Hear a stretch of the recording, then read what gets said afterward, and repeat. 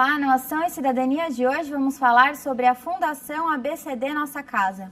Nossa convidada é a presidente Solange Palma Torelli. Bem-vinda ao programa, Solange. Eu que agradeço, muito obrigada por estar aqui. Infelizmente, por falar de um assunto que não deveria nunca termos que falar sobre isso, né? Abrigo, casas de acolhimento. Mas é importante esse programa de falar sobre cidadania, porque assim a gente mostra para as pessoas, vamos ser cidadãos. E de que forma? É dessa aqui, vamos começar. Primeiro, para, quem sabe, a gente acabar com essas casas de acolhimento. E olha que nós temos uma, hein? Também com a gente o psicólogo da Fundação, Ricardo de Albuquerque. Bem-vindo ao programa, Ricardo. Obrigado. Bom, para começar, eu queria que você me falasse um pouquinho desse problema que você já situou, que é a questão da adoção, a questão das casas de acolhimento. Como que está essa situação aqui no país? Muito difícil, bastante difícil. Apesar de termos vários deputados, legisladores, advogados trabalhando bastante, mas ainda é uma situação que as crianças ficam muito tempo nas casas de acolhimento. Então, elas entram, às vezes, com dias, e nós temos crianças que estão saindo com 18 anos. Começaram com meses e estão com 18 anos. Por que isso acontece? Porque nós temos um grande problema, que é o da destituição do poder familiar. Esse é um problema sério, porque, apesar da lei ser clara que a criança deveria ficar no máximo 2 anos, assim preconiza o ECA, assim preconiza também a lei da adoção, isso não acontece, porque existe o problema da destituição familiar. E esse fica séculos, porque o Ministério Público vem, os direitos humanos, é preciso ficar com a mãe, vamos procurar uma rede. Meu Deus, se a mãe entrega a criança, ele fala, tem criança, mãe que fala, eu não quero mais. Mesmo assim, ainda vai procurar a avó, o pai, o tio, sei lá quem mais, e aí fica demorando, e essa criança cresce nessas casas de acolhimento. Nós temos uma casa de acolhimento muito boa mesmo, mas eu acho que criança nenhuma merece viver numa casa de acolhimento junto com mais 21, 22 crianças.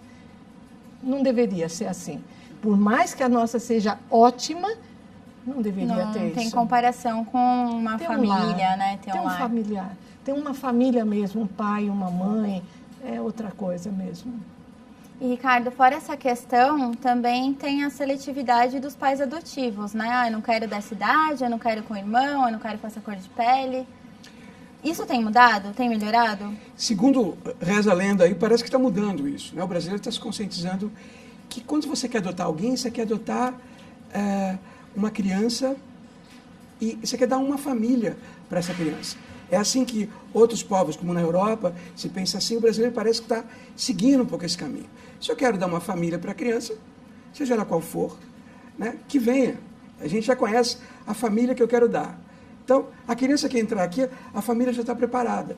Agora, se eu fico escolhendo como se fosse numa lojinha, criança assim, assado, do tamanho X ou Y, a tendência é os dois lados se frustrarem, né? Então, eu acho que o brasileiro está aprendendo a adotar. E melhor que isso. Segundo pesquisas atuais, aí, os brasileiros estão começando a querer adotar crianças mais velhas, que é o que mais tem nos abrigos, né? Hoje, uma criança de 5, 6 anos já é considerada velha para adoção. Ora, por favor, né? O que mais tem é de 8, 7, 10, 12, 15. Por que não adotar alguém assim? Né? Alguém que tem 10 anos terá que ficar mais 8 anos no abrigo. Né? Não, né? Então, eu acho que está mudando, sim, esse cenário. Espero que esteja, de fato, mudando. A luta está sendo bastante grande, mas você vê, demora para adotar. Nós temos, para você ter uma ideia, 47 mil, quase 48 mil crianças institucionalizadas, vivendo em casas de acolhimento. E nós temos 30 mil habilitados. E temos 7 mil crianças que estão prontas para adoção. Por que o número 1 é 30 mil? É uma conta que não fecha, né? Não fecha, né? Por que será que não fecha essa conta? 30 mil pessoas que querem adotar, 7 mil crianças que estão à disposição para serem adotadas. Mas não se adota por quê? Por quê? É difícil ainda adotar crianças negras. 2% adota crianças negras. como ele falou, e que melhorou agora, está melhorando, não é que melhorou. Estão tentando fazer apadrinhamento, está se tentando adotar adolescentes. Mas está aí, estão todos por aí. Você vê que as campanhas na televisão agora são bastante grandes. E um outro fator bastante, né, Reisca, você pode melhor falar, é o problema das crianças portadoras de HIV. Pois é, o que felizmente também me parece que isso também está sendo alterado em função de que se eu pego alguma criança bebê, vai dizer que em 2 anos esse bebê pode negativar, que aquele vírus adquirido no parto ou na gestação não é dele. Né? Agora, se eu pego uma criança de 6, 7 anos já com HIV, também as pessoas podem ter certeza que não precisa se preocupar, porque hoje a medicação para HIV é bastante efetiva, eficiente. Alguém que tem HIV pode definitivamente viver como um diabético. É só tomar remédio e manter algumas orientações médicas. Simples assim. Ainda tem muita desinformação, né, Sim, sobre pois isso. É bastante. Mas isso está diminuindo no que tange a adoção, pelo menos. Né? Então, tem muitas crianças que têm HIV e já estão numa idade dita como velha, né? Que estão sendo adotadas mesmo com HIV, que não é nenhum problema. Né? Você não adotaria alguém, que uma criança está com diabetes, já tem diabetes? Adotaria, porque não alguém com HIV. Né? Então, esse problema também está sendo solucionado muito paulatinamente. Né? Eu acho que o brasileiro, com relação à negritude, né? Nós somos um país negro. Né?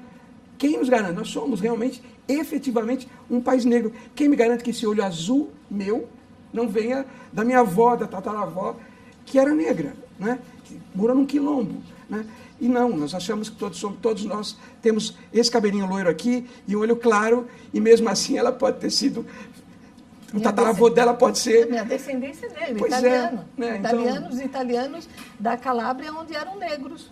Pois é. Então, nós estamos mudando, acho que nós estamos amadurecendo, Juliana. Né? Penso eu. Se a gente já está nesse processo de mudança, já mostra que a gente tem algum avanço, né, nesse sentido. Sem dúvida. E me conta como que as crianças vão para lá? Quais são os motivos? O que leva, os fatores que levam uma criança até uma casa de acolhimento? Fala você. Pode responder. As crianças têm algumas vias, né? Normalmente é o conselho tutelar e sempre passa pela vara da infância local, né? Então, se a criança mora na região central, por exemplo, quase que variavelmente, quase não, ela vai para a vara da infância central, que é o Fórum João Mendes ali. Né? Essas crianças vão para lá e aí acabam indo mandada para um abrigo onde tiver vaga. Né? Às vezes os abrigos estão lotados e essas crianças vão para o que se chama de casa de passagem. Que é um horror. É um abrigo, mas é um horror. Né? Porque é um local não adequado para você dar um atendimento integral. Né? O que é que eu chamo de integral? É escola, educação, saúde, todos os cuidados que uma criança precisa e merece ter. Né? E aí, assim, a criança fica lá, nesse lugar, é uma casa também, aguardando uma vaga para que ela possa, assim, ir para uma escola, ter um atendimento numa UBS qualquer, como cidadão mesmo, né? Ela fica meio que num limbo, assim, né? Aí daqui a pouco ela vai para algum lugar. Ninguém merece isso. Né? Isso não quer dizer que também a gente não possa receber crianças que venham para nós diretamente, como já aconteceu, de policiais trazerem crianças que estavam no lixo. Então, a lei nos permite, sim, que a gente recolha de imediato e já se comunique ao fórum que essa criança chegou num estado assim, assim, assim, e comunicamos e não tem nenhum problema. Então, as crianças podem vir também do limbo, do lixo, de qualquer lugar. E essa sua pergunta é interessante, porque algumas pessoas acham que, pasme, já aconteceu de uma mãe querer entregar o filho porque está dando muito problema, um garoto muito problemático, briga com a família, com meu vizinho, com a escola, blá, blá, blá. Aí eu vou levar num abrigo, bato na porta, olha, isso não existe. Você pode ficar com meu filho? Não é assim que rola a coisa. Isso não. Não é? Tem que sim, nesse caso especificamente, tem que sim para a vara da infância e lá ver o que faz. Né? De repente as psicólogas, as técnicas, o serviço social de lá do judiciário, vão conversar com essa mãe e dizer, olha, minha amiga, não é assim que a banda toca. Né? Não dá para deixar lá uma criança no abrigo porque não está dando certo. A minha filha usa crack e eu não tenho condições de usar. Então, vocês podem ficar com ela? Não, não podem ficar, minha senhora. Vai até a vara da infância. E assim vai. né?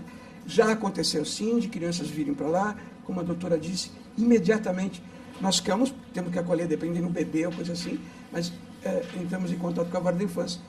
Acolhemos a pessoa em menos de 24 horas, é isso, né, doutora? Tem um período que nós, do abrigo, não podemos ficar com uma criança, sabe-se lá de onde veio, sem avisar o judiciário.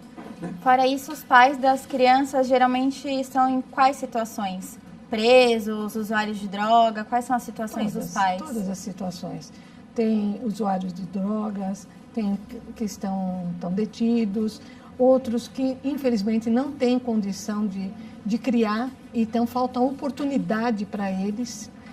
Muitos deles falta oportunidade, tanto que quando nós criamos, né, Ricardo, há 17 anos a associação ABCD Nossa Casa, a intenção era criar só ter as crianças e cuidar delas. Só que aí nós notamos uma coisa, que a criança, mesmo que ela esteja morando debaixo da ponte com o pai e com a mãe, é lá que ela quer ficar.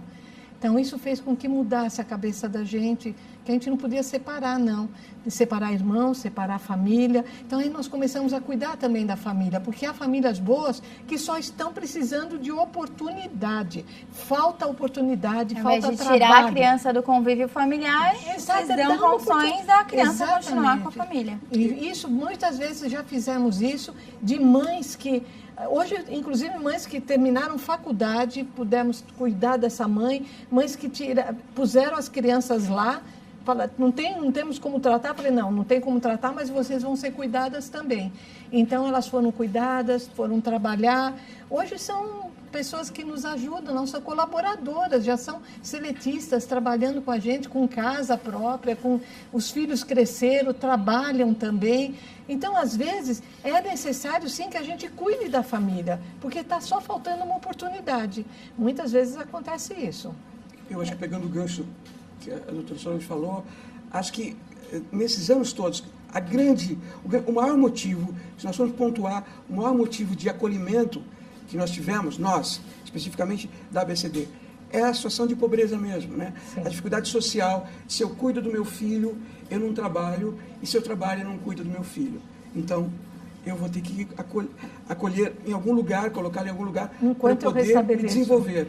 Não tem onde deixar a criança, né? Não existe creches, né? Aí pela televisão fala que está cheio de creche, mas não tem. Então, nós mesmos temos um centro de educação, onde nós temos 300 crianças lá, cujas mães não conseguem trabalhar porque tem bebês, tem crianças pequenas, e não tem onde deixar essas crianças. Vou querer saber sobre o Centro de Convivência daqui a pouquinho. Vamos para um rápido intervalo e já voltamos com Ação e Cidadania. Não saia daí.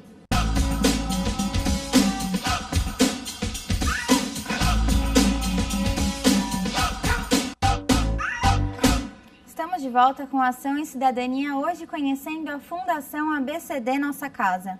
Eu continuo na companhia da presidente Solange Palma Torelli e do Ricardo de Albuquerque, psicólogo da Fundação ABCD Nossa Casa. Estava conversando sobre o Centro de Convivência, que acho que é a principal diferença da ABCD Nossa Casa para uma casa de acolhimento, né? Me conta um pouquinho sobre isso. Esse Centro de Convivência da criança e do adolescente, ele funciona em contraturno. Então, quando a criança está no período da manhã na escola, quando ele vem à tarde, ele fica conosco. E assim vice-versa. Quando está à tarde, fica pela manhã. Então, lá não é um local somente para você dar a refeição do café da manhã, do almoço, do lanche, é mais do que qualquer coisa. Nós não cuidamos da educação da criança, porque eles estão nas escolas, mas a gente cuida da educação da criança no todo. Ou seja, a gente gera oportunidades para eles também.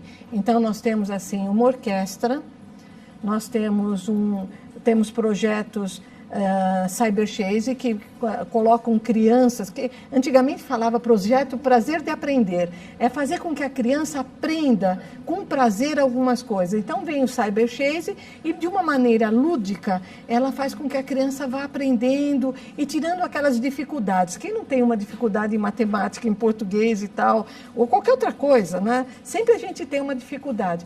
Então, temos isso, temos um Profuturo, que também observa isso na criança. Então, não necessariamente nós damos português, matemática, história, geografia. Não.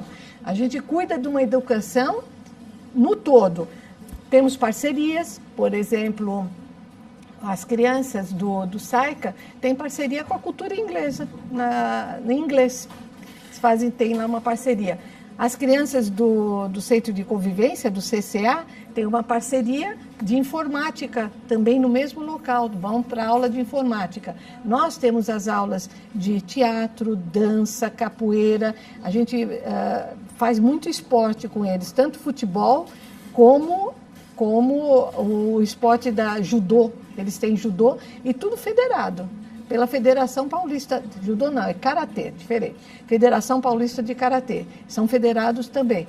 Então a gente procura dar um maior leque de oportunidades a eles. E quando eles vão saindo aos 15 anos, a gente já está indicando, tanto eles como as crianças do SAICA, que é o centro onde a criança, é a casa de acolhimento, como todos conhecem, né? Então, eles, chegando aos 14 anos, 15 anos, a gente tem um programa do menor aprendiz. Então, a gente tem parcerias com empresas e fazemos com que eles vão trabalhar, vai ser menores aprendizes e tal, e daí eles já vão tendo aquele dinheirinho que eles vão pondo na poupança.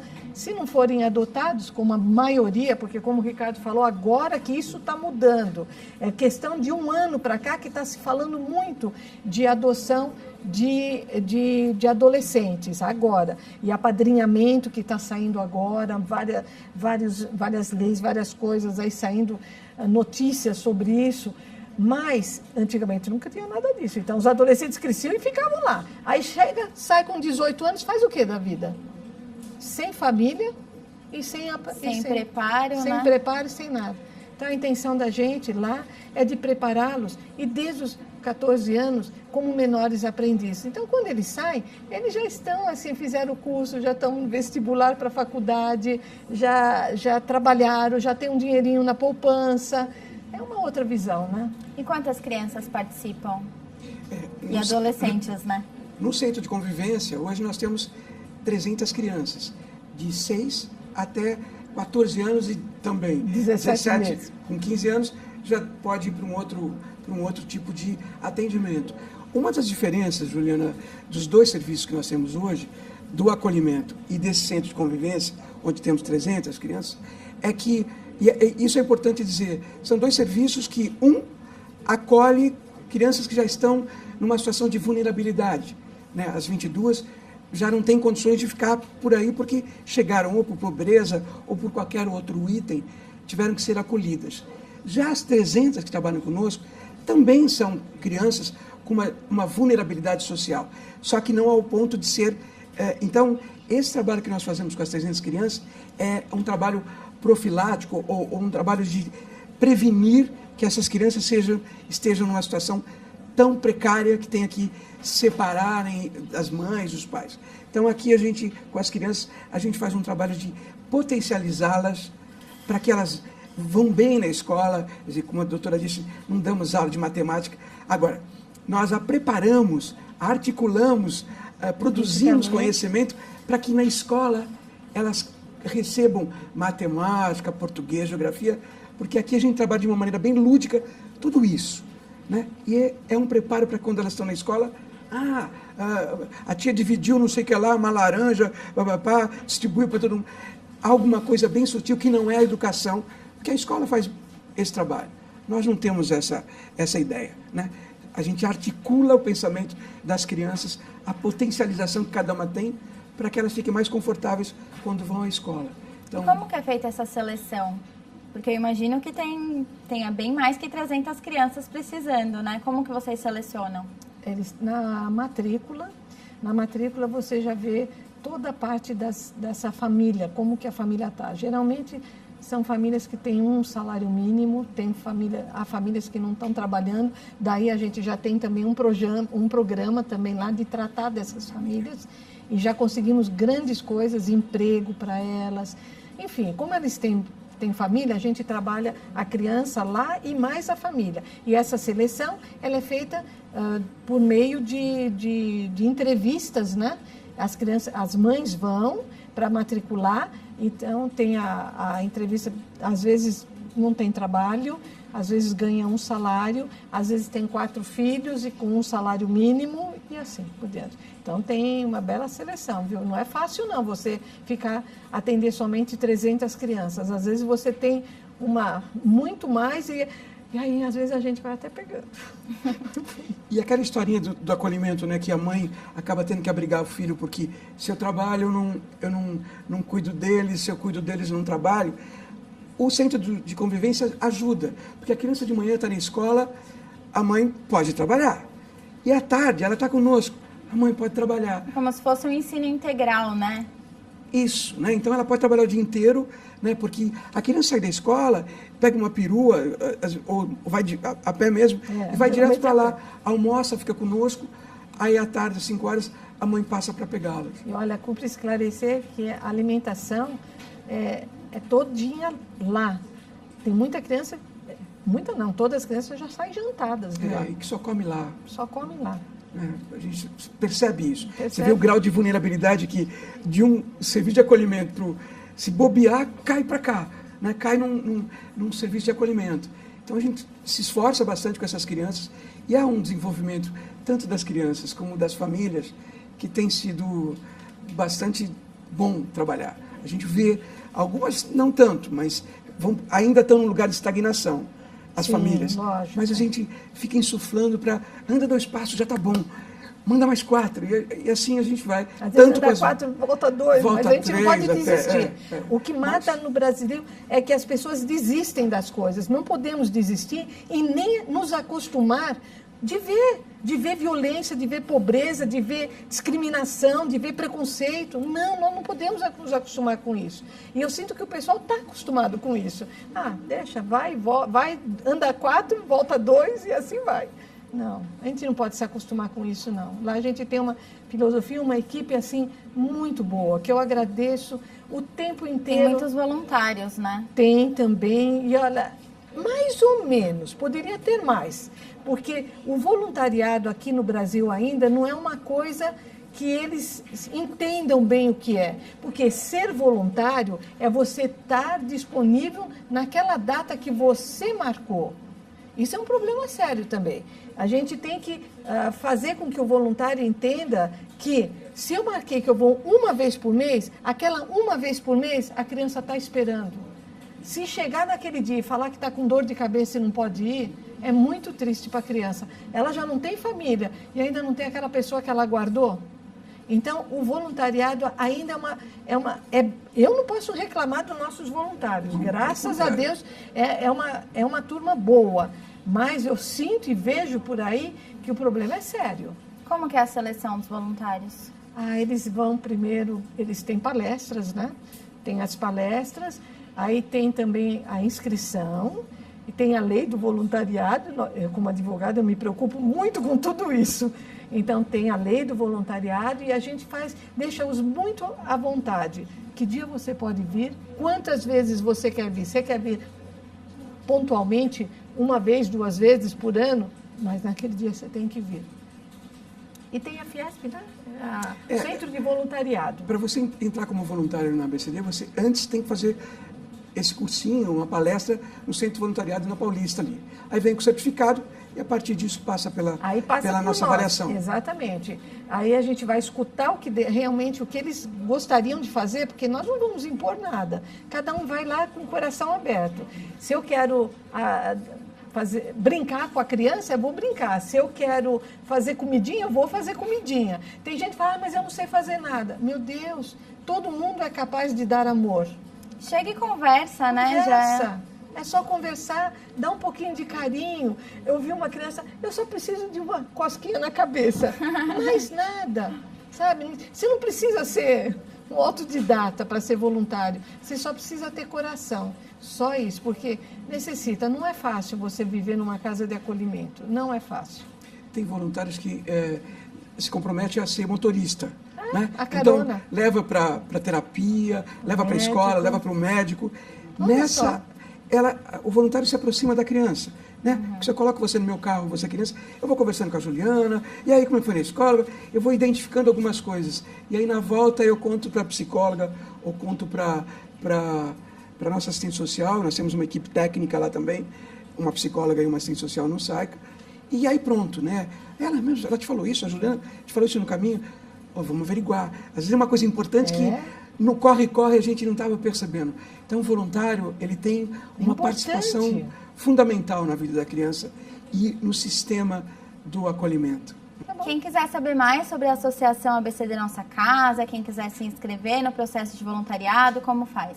Temos todas as informações no site, que vocês podem ver aí pela telinha, e lá vocês podem entrar em contato com a gente, principalmente agora nós pedimos voluntários, nós estamos pedindo patrocinadores para a nossa orquestra Geração Azul. Então, se vocês entrarem lá, vocês vão saber tudo. Um dos nossos patrocinadores fechou, e pela essa crise toda, que todos passam pela crise, e nós ficamos sem o patrocínio para o ano que vem. Então, se você quiser saber mais, entra lá que você vai saber. E olha, eu agradeço. Lá tem como ajudar, tá bom? Entra no nosso site e pronto, você vai saber como ajudar essa orquestra, beleza? E voluntariado. Bom. Seja voluntário, vale a pena. Bom, o recado está dado. Muito obrigada pela participação de vocês. Nós que agradecemos essa oportunidade. Muito obrigado. E obrigada. E o Ação e Cidadania de hoje fica por aqui. Até o próximo programa. TV Câmara São Paulo, a política da cidade passa por aqui.